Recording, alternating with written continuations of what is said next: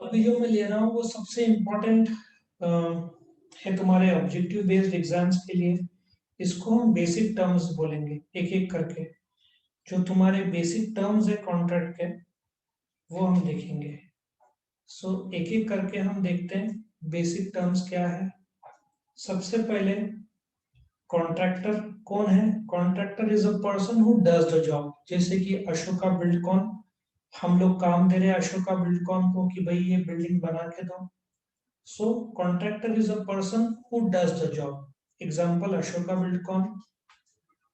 Next is contractee is a person who gives the job. जो काम देता है कि भाई ये काम कर ले। So अशोका बिल्डकॉन को काम देने वाली संस्था, for example government of India ले लो, वो गिव्स द जॉब। सो इसको हम कॉन्ट्रैक्टी बोलेंगे। ठीक है, contractee is a person who gives the job. ज्यादातर तो जॉब देने वाली संस्था कंपनीज या गवर्नमेंट होंगे। ठीक है, सो अशोका बिल्डकॉन कॉन्ट्रैक्टर है, government of India will be the contractee who gives the job. ठीक है, दोनों में एक प्राइस तय होगा कि 1 करोड़ रुपया का कॉन्ट्रैक्ट दोनों में तय हुआ। ठीक है, that is called as a contract price. जो प्राइस कॉन्ट्रैक्टर और कॉन्ट्रैक्टी ने मिलके नेगोशिएट करके तय किया होगा कि भाई 1 करोड़ में हम घर बांधेंगे। ये जो प्राइस तय हुआ है दो पार्टीज के बीच में, दो पार्टीज कौन, कॉन्ट्रैक्टर और कॉन्ट्रैक्टी के बीच में जो प्राइस तय हुआ है उसको हम कॉन्ट्रैक्ट प्राइस बोलेंगे। वो कॉन्ट्रैक्ट प्राइस दोनों ने मिलकर तय किया है। ये बहुत इंपॉर्टेंट है एस्केलेशन क्लॉज। अभी मेरा एक स्टूडेंट है, उसके फादर वो दिन मिले थे मुझे। वो घर कंस्ट्रक्शन का काम करते हैं। ठीक है, तो उनका अभी क्या हुआ है, मेरे कुछ स्टूडेंट्स के, बहुत सारे स्टूडेंट्स के फादर बिल्डर है। अभी जो सीमेंट का दाम था कुछ 300-250 रुपया कुछ बोरी आता था, अभी 450 हो गया है। जो स्टील था 45 रुपीज के जी, वो हो गया है 65 रुपीज टू 70 रुपीज के जी। जो ईट मिलता था 5 या 6 रुपए का, वो हो गया 12 से 13 रुपया, प्राइस डबल हो गए। मेरे एक स्टूडेंट या फ्रेंड बोल लो, वो बोल रहे थे 300 रुपया पर स्क्वायर फीट इनका खर्चा बढ़ गया। मतलब 1,000 रुपए का फ्लैट है, उसमें 3 लाख रुपए खर्चा बढ़ गया इनका। अभी जो मेरे स्टूडेंट के फादर है जो घर बांधते हैं, वो सिर्फ कॉन्ट्रैक्ट लेते हैं कि भाई जमीन तुम्हारा, तुम घर बांधने को बोलोगे बंगलो, तो ये 50 लाख रुपए में हम तुमको बंगला बांध के देंगे। लेकिन अभी क्या हो गया कि कॉस्ट 50% से बढ़ गया सब जगह। मटेरियल बढ़ गया, सीमेंट का दाम बढ़ गया, स्टील का दाम बढ़ गया, रेती का दाम बढ़ गया। अब कारण क्या है बढ़ने का। अब जो ट्रक रॉ मटेरियल लेकर आता था तुम्हारे पास, अभी गवर्नमेंट डीजल का दाम पता ना क्या हो गया, पेट्रोल ही 107 रुपए में आ गया। एक साल पहले कितना था, 90-92 रुपीज कुछ था। एक साल में 15% दाम बढ़ गया, तो सब चीज का दाम तो बढ़ेगा ही। तो जो कॉन्ट्रैक्टर है वो एक टर्म कॉन्ट्रैक्ट में, जैसे अपन टर्म्स एंड कंडीशन डालते हैं कि भाई कॉलेज वाले टर्म्स एंड कंडीशन क्या डालते हैं कि तुमको एडमिशन मिलेगा जब तुम 12वीं का मार्कशीट सबमिट करोगे, तुम टीसी सबमिट करोगे, ट्रांसफर सर्टिफिकेट जिसको बोलते हैं। ठीक है ना, आधार कार्ड का भी आई थिंक कॉपी मांगते हैं क्या तुमसे, आधार कार्ड का कॉपी? बोलो हाँ या ना, क्या नंबर मांगते हैं किसके लिए सर? एडमिशन के लिए? हाँ सर। सो ये सब आजकल जरूरी हो गया है। तो जो टर्म्स एंड कंडीशंस है एडमिशन के कि आधार कार्ड, कॉलेज का टीसी ट्रांसफर सर्टिफिकेट, मार्कशीट, तो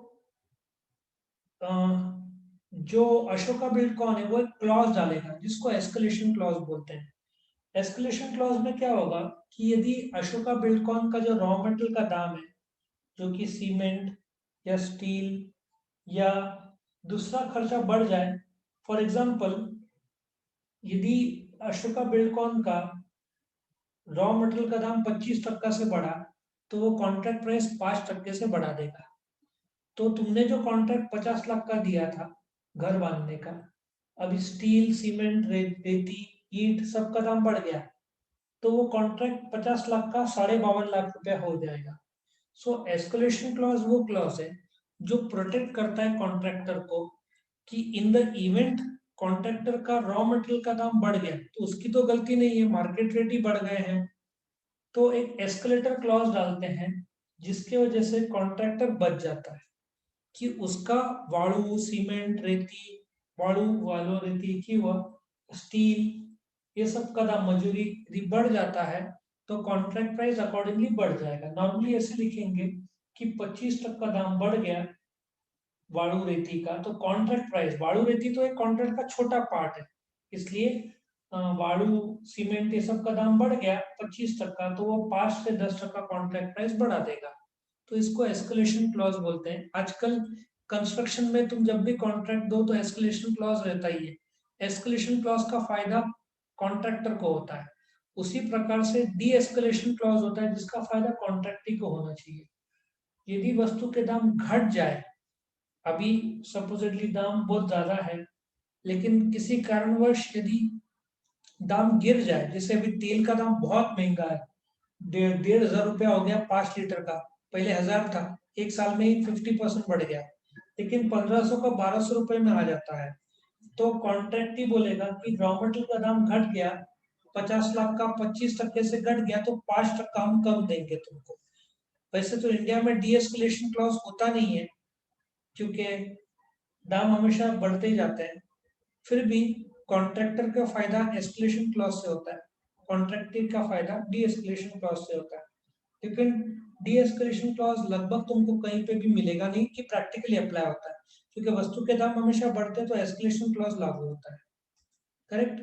एक है सब कॉन्ट्रैक्ट, मैंने तुमको ऑलरेडी बताया था, तुमने जब अशोका बिल्डकॉन को एक बिल्डिंग बांधने को दिया तो वो tiling, painting, plumbing, electricity, painting ये सब काम किसी और को देगा, इलेक्ट्रिसिटी का, तो सब कॉन्ट्रैक्ट अपने को 50 लाख ही देना है, लेकिन वो 50 लाख में से 5-5 lakh plumber, electrician, tiling, door, window सब अलग कॉन्ट्रैक्ट रहता है। ये विंडो वाला अलग रहता है, डोर वाला अलग रहता है, पेंटिंग वाला अलग रहता है, कारपेंटर लकड़े का कुछ रहेगा तो कारपेंटर का अलग रहेगा, टाइलिंग का अलग रहेगा, पेंटर का अलग रहेगा, प्लम्बिंग का अलग रहेगा, बाथरूम फिटिंग्स का प्लम्बिंग को नॉर्मली देगा वो, है ना।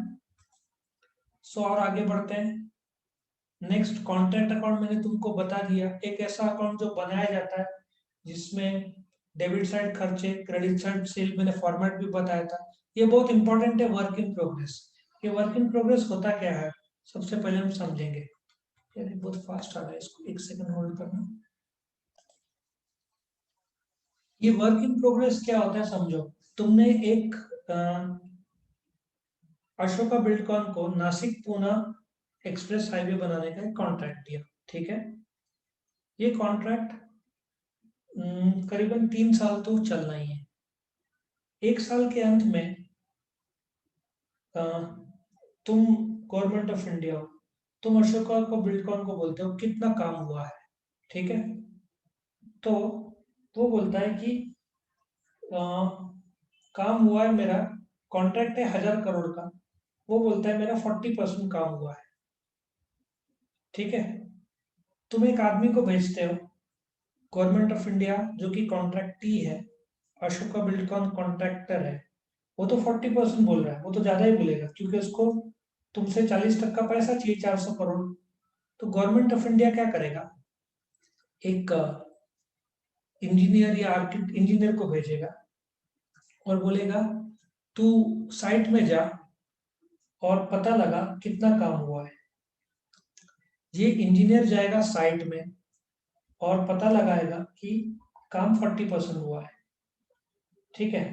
वो सर्टिफाई करेगा 40% काम हुआ है, उसको वर्क सर्टिफाइड बोलते हैं, जो तुम्हारे इंजीनियर या टेक्निकल आदमी ने किया है। लेकिन 5% काम ऐसा भी है जो हुआ है लेकिन उसमें कुछ कमियां हैं तो वो सर्टिफाई करने से मना कर देगा। तो वर्क इन प्रोग्रेस हुआ 45 लाख, 40% जो काम इंजीनियर ने सर्टिफाई किया है 1000 करोड़ में से, और 5% जो काम हो चुका है बट सर्टिफाई हुआ नहीं है। ये work certified plus work uncertified को वर्क इन प्रोग्रेस बोलेंगे। ये at the end of the year work in progress क्यों है? क्योंकि जो कॉन्ट्रैक्ट 2-3 साल के रहते हैं, ठीक है, तुम्हारा बीबी अभी इन प्रोग्रेस है, खत्म नहीं हुआ है। सो एट द एंड ऑफ तुम्हारा फर्स्ट ईयर जो भी खत्म होगा, वर्क इन प्रोग्रेस में सर्टिफाई क्या होगा? फर्स्ट सेमेस्टर पूरा past, that is certified. Second semester हुआ है बट कंप्लीट नहीं हुआ है, तो वो अनसर्टिफाइड है, बट वो भी वर्क इन प्रोग्रेस ही चल रहा है। बट पूरा कॉन्ट्रैक्ट प्राइस कब मिलेगा? 3 साल खत्म होने के बाद सर्टिफिकेट मिलेगा। उसी हिसाब से तुम्हारा 1/3 काम हुआ है। वर्क सर्टिफाइड वो काम है जो हो चुका है, जिसको सर्टिफाई किया है। वर्क अनसर्टिफाइड वो काम है जो हो चुका है बट इंजीनियर ने सर्टिफाई नहीं किया है। इन दोनों को टोटल को वर्क इन प्रोग्रेस बोलते हैं, work certified plus work uncertified. मैंने बता दिया वर्क अनसर्टिफाइड क्या है, कि जो कॉन्ट्रैक्टर ने जो इंजीनियर को भेजा था जाके सर्टिफाई कर कितना काम हुआ है। जैसे कि 1 लाख का काम उसने सर्टिफाई किया है, जैसे कि 1 lakh would be equal to 50%, 2 lakh का कॉन्ट्रैक्ट होगा तो जो भी रकम जितने का काम हुआ है कॉन्ट्रैक्टिंग का आदमी सर्टिफाई करते हैं, उसको वर्क सर्टिफाइड बोलते हैं। वर्क अनसर्टिफाइड वो काम जो आर्किटेक्ट या तो इंजीनियर ने सर्टिफाई नहीं किया है बट कॉन्ट्रैक्टर ने किया हुआ है। हो सकता है कुछ कमियां रह गए, पेंटिंग किया है लेकिन कुछ धब्बे रह गए दीवार में, तो हो सकता है आर्किटेक्ट मना कर रहा है सर्टिफाई करने के लिए, बट पेंटिंग हो चुका है, तो उसको वर्क अनसर्टिफाइड बोलते हैं। वर्क सर्टिफाइड और वर्क अनसर्टिफाइड को वर्क इन प्रोग्रेस बोलते हैं। कैश पेड, अब क्या होता है कि सपोजिटली तुम गवर्नमेंट ऑफ इंडिया हो, अशोका बिल्डकॉन कॉन्ट्रैक्टर है, तुमने 2 लाख का कॉन्ट्रैक्ट दिया, तुम्हारा जो आर्किटेक्ट है या इंजीनियर है जाकर सर्टिफाई करता है कि भाई 50% मतलब लाख रुपए का काम हुआ है। अब कॉन्ट्रैक्ट ही बोलेगा देखो तुम्हारे आर्किटेक्ट ने भी सर्टिफाई किया है, अब हमको पेमेंट दो। वर्क सर्टिफाई किया लाख रुपए का, तो लाख रुपए दो। तो तुम क्या करते हो? लाख रुपए नहीं देते, 90% देते हो, 90,000। तुम 10% रोक के रखते हो, उसको रिटेंशन मनी बोलते हैं। क्यों? क्योंकि जब तुम पैसा रोक के रखते हो, बाद में कुछ डिफेक्ट निकला तो तुम उसमें से काट सकते हो, या तो बोल सकते हो तू काम पूरा कर, नहीं तो पूरा पेमेंट नहीं दूंगा। और ये कभी भी कॉन्ट्रैक्टर को पूरा पेमेंट देने का नहीं, पूरा पेमेंट दिया तो गए, फिर कॉन्ट्रैक्टर कभी रिपेयर वर्क नहीं करेगा। तो क्या होता है कि जो वर्क सर्टिफाइड है 1 लाख का, तो उसमें से 90% तुमने पेमेंट कर दिया, 10 से 20%, नॉर्मली 10 से 15% लोग रोक देते हैं, उसको रिटेंशन मनी बोलते हैं।